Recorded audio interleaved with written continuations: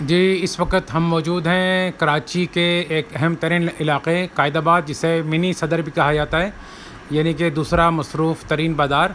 ये गुल शीरी एक दुकान है स्वीट की, उसके सामने हम खड़े हैं और यहाँ पर आज गोश्त की मंडी लगी है, यानी कि कुर्बानी के गोश्त की मंडी है। ये गोश्त यहाँ पर फ़रोख्त होता है 300 रुपये किलो से लेकर 500 रुपये किलो तक। और हैरत अंगेज़ तौर पर फ़रोख्त करने वाले जो लोग हैं वो हिंदू कम्युनिटी से ताल्लुक़ रखते हैं। ये शहर से गोश्त जमा करते हैं और यहाँ लाकर फ़रोख्त करते हैं। इसके बारे में हमने मकामी लोगों से पूछा कि ये क्या माजरा है, यहाँ पर ये गोश्त क्यों फ़रोख्त हो रहा है।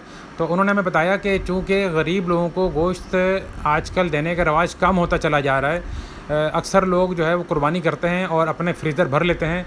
तो जब गरीब लोग गोश्त से महरूम रह जाते हैं तो वो यहाँ पर आकर 300 रुपये या 500 रुपये किलो गोश्त लेकर अपने घर में जाके अपने बच्चों का पेट पालते हैं, क्योंकि अक्सर गरीबों को आजकल साल भर में भी मुश्किल से गोश्त नसीब होता है।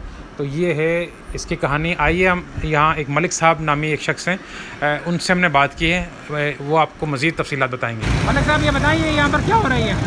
ये हिंदू जो है ना गोश्त बेच रहे हैं। अच्छा, 400 रुपये का, 300 रुपये का, 5 किलो, 4 किलो। क्योंकि हमारे मुसलमान भाई हैं जो वो बेचारे जिनको नहीं मिलता है वो मजबूरी में ख़रीद रहे हैं, क्योंकि बाकी लोग डीप फ्रीज़र में लगा देते हैं। हर बंदा अपना अपना हिस्सा उठाता है, घर ले जाता है। और गरीब, ये जो कुर्बानी होती है तो ये गरीबों को नहीं मिल रहा गोश्त? गरीबों को कहाँ मिल रहा है? अपने अपने फ्रिजों में लगा रहे हैं, डीप फ्रीज़र में लगा रहे हैं। बंदे खड़े रहते हैं, कहते हैं यार अभी हिस्सा नहीं हुआ, अभी हिस्सा नहीं हुआ। जब हिस्सा होगा तो फिर आपको मिलेगा। वो जब हिस्से हो जाते हैं अपने अपने घरों में ले जाते हैं।